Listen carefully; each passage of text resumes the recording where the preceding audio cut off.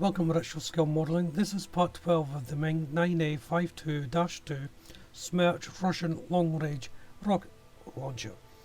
In part 3 I dealt with making these up. A couple of them have gone out of alignment. I noticed when I was editing the video, so I'm going to see if I can just pop that back in before I start. But the plan is to get these attached to the main unit here. This is the sight assembly that I was on about on the last part at the end of the video. That's all dry now, waiting to go on. There is little dots in here I forgot to mention in the last video, and these are just painted in Revel Aquacolor 08 black here. So I'll get to repairing that, then I'll get on with the video. Well, to start off with, I'm building the platform for the rockets, and this is the ladders that are reaching up to the platform. There's a couple of little 4-inch parts here that you have to make up. They're tiny, so you can barely make them out, and they're little brackets that go onto the ladder so they can be extended and things like that. As you can see there, I've got my bending tool out to bend them. I would recommend using the bending tool on these little parts because, well, I tried to bend them with my tweezers, but the 4H was too thick to do so. The construction of the platform is fairly simple. There's two main parts, and then all the little brackets go inside. There's also two runners, which I'm just placing on the side here now. And the ladder slips up and down if you wish for movement. I didn't, I locked them into place, and in fact actually I changed my mind while I was doing this. So this part here is the main strut that fits into the rocket launching system, then fits onto the platform. It extends out so that you've got room for the rocket launcher to be extended up. A couple of more 4H parts going on. Again, these are just brackets. They're for the hinges that hold the platforms together. So I decided to take the little steps off, and I thought, well, I'm having the rockets extended, so I need this ladder to go down. So it's just a case of rising it up into the down position and putting in the support beam next to it. So it's a fairly simple process. Then once I've done that, it's time to marry up the two main parts. You can do this at the end or beforehand. The instructions say do it now, but it doesn't really matter when you do it. It's not going to encroach on any part of the build. You may want to take the opportunity just to make sure you've got the ladder in alignment, but you can see they're all built up now. Fairly simple. Now it's time to put on the rockets. Those bracket there goes into the location points at the end there. Now there's a little pin that goes right through. Now this pin is very tight, well it was on my model, so I just had to sand it down a little bit, take about 0.5 millimeter off, so I was able to push it in. So it was a little bit tricky to do as well, to get it lined up. The area is a bit tight to get the pin in, you know, just where the location of it is. But once you get lined up and you get the pin in, it just pushes right through to the end. On the other side, there's a little cap that goes in to close off the mechanism. Now this little cap's quite important. One, make sure that you're not putting any cement on the inner part, because you may need this pin to rotate. I'm not sure whether it needs to rotate or not, but I think it might do. So to be on the safe side, I left it free moving the pin. Now, as you can see, I have a little bit difficulty placing this cap in because it's so tight, but I did get there in the end. So once it's on, just check the fit and movement. You can see it moving there, how it should be. Now, there's a little piece there that goes up and grabs the mechanism. I'm trying to lift it up now with my tweezers. I haven't figured out how to actually attach this yet. It's so tight. So I'm still trying to think how I'm going to do this. Now it's time to put in the platform. So these two prongs just go on the recess point on the main mechanism, and it fits in really well. There is a tiny little gap that you need for the rockets to move up and down, but it does work out rather well. Try not to move it while it's drying. This is what I did to see whether I was going to bash into it. It did, because I hadn't set it properly, but make sure it's dry before you do any movement. Next is the sight mechanism, and this gets attached to the little cap that we put on. On the cap there's two little location points, two slits that the unit fits into. Again, very tricky to get on because of the missiles being crowded into it, but it does wrap around the rockets, not missiles, easily enough, and once it's in, you shouldn't have any further problems with it. I did take off the platform to get it easier in, so you may want to do that before you put the platform on, I should say. The instructions do say put the platform on first, but I think it was better to take it off. Onto the tow cable now. Now I've got a piece of rope here. This is for rigging ships and things like that. So I'm just taking a length and then using a little bit of super glue, just putting a tiny bit on the tip of the rope and threading it inside the actual cable bracket here. So I put the little rope inside the hook, the bracket for the cable. Now on the front of the bumper, let me spin this around. On the front of the bumper here, this little tow bar eyelet, the thread passes through that, or rope, whatever. So don't put on your second hook just yet, and once that's on, then you can glue or cement your hook into position.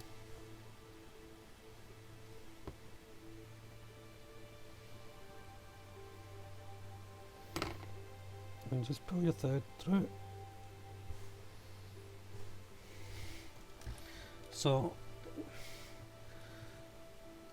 you're into that position there. So one eyelet's on, the rope's gone through, and I'm just going to wind this around, then attach the other eyelet, then place on.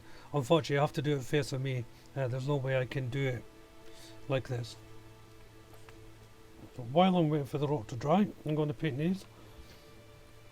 This is the covers, the heat covers for the radiator, and this is getting painted in Tamiya's XF19 Sky Grey, and these will go in front of the radiator. Now, depending on what variant you're doing is whether you'll be doing this or not. Because I'm doing the variant for winter, these have to go on. Well, they don't have to, but they'll look better once they're on. Makes more sense. I've taken a bit of scrap sprue here. I'm going to paint it in Revel Aqua Colour 90 Silver, and this is going to be the piston to lift this up. While the rope is drying and the brackets on there are drying, I had another look at how I'm going to keep this extended, because remember I was going to have it in the closed position. So there's a little hook inside here which will show you once I've painted this, and it grabs on to the bracket inside the rocket carriage.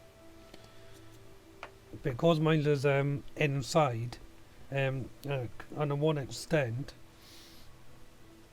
it can't stay up. So what I'm going to be doing is I'll just put this over here, turn it around, and there is a little hook. Let's see if we can. I'm going to snip that off, attach it to the piston possibly, then put it in there and then cut a length and then get that attached there, so then it will be in the upright position. So I think the brackets are dry now, so put this on its side, take a little bit of super glue,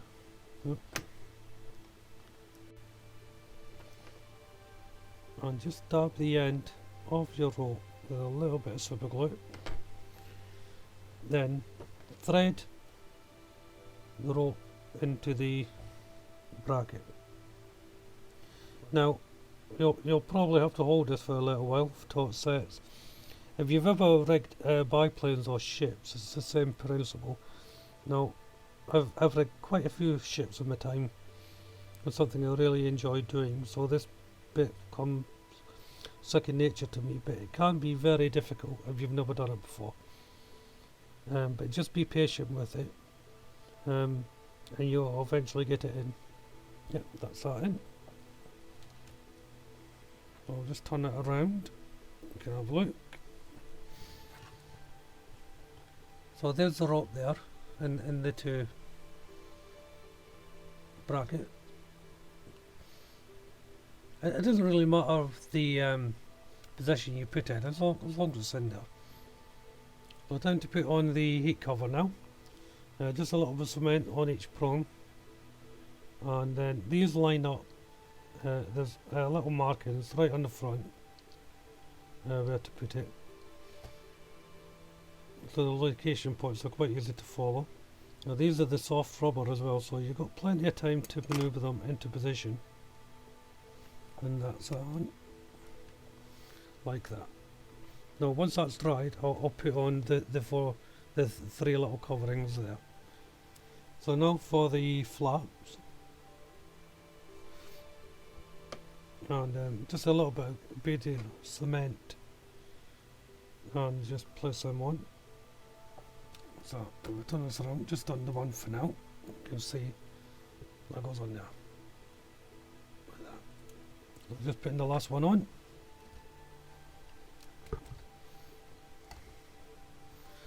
So that's the covers on. Now all that's left to do is put the wing mirrors on. Well, all the parts should be attached. So that's the wing mirrors there. If you remember, I prepared them a few videos ago, and these are the last things that I'll be getting painted on and put on even. But now it's time for the camouflage painting, and I'm going to be doing this scheme. And so I'm just going to be painting in the white, all hand painted, and I'll see how we get on. I won't be as the white won't be as fat as that, so it won't be exactly like that. I'm just going to put the paint on to see how I would like it, you know, not necessarily what that's like. So I'm using Rebel Aquacolor 05 white, and I'm just going to paint in the camouflage.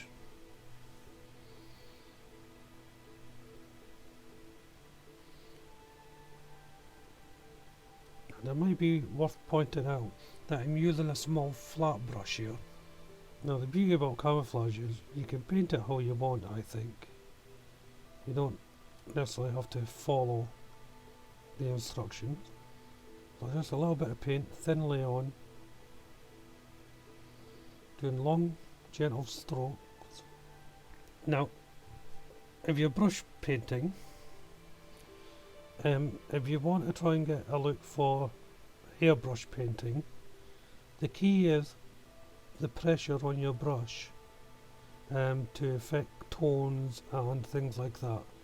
It also helps with weathering as well. if you put more pressure on the brush, you'll get a deeper intake of the paint. Less pressure, less paint goes on. And that'll simulate an airbrush. It takes a little bit of practice to do. Took me a long time to realise how to do it, but it does work. You can also use a very old brush, and if you've got a big area to cover, and paint in a circular motion, again applying different pressures as you go along, and that will give you different tones of paint. It will help, as I say, with the weathering. It will look patchy, but if you want a heavily weathered vehicle, that's the sort of thing you're looking for. If you're going for the pristine look, then also you want to apply really thin coats and an even pressure. Should point out as well while I'm doing this, if you're not sure about brush painting, always keep your brush moist. You don't want the paint to dry on your brush. So every minute or so, just re-moisten. You clean your brush, re-moisten it. This will help with the evenness of the paint, and also will prolong the life of your brush, which is the most important thing. Now, the reason why I've kept this flat down here and I haven't put it in an upright position yet is actually for the camouflage painting, because I want it to line up with the bed. I'm just putting in the initial areas where I'm going to be doing the painting, and when I flip it back over, I'll see where on the bed the white has to go. So I'm just putting the last of the first coat on now on the other side, and once that all dries, I'll start applying the second coat. Now, I almost forgot, it stands to reason that the camouflage was going to carry on with the bed. I think, I'm not 100% sure, but I'll put it in anyway, just to make the pattern to continue on, really. So I'll do that then onto the launch tube as well. So second coat's on. Possibly a third coat needing to be done. So I've done the inside. There you go. Just turn this around. So you can actually see the build coming together now. There'll be a little touch-ups, a bit of paint, redoing the aerial and some of the paintwork that I've touched I didn't mean to. So I'm going to bring this part to a close now.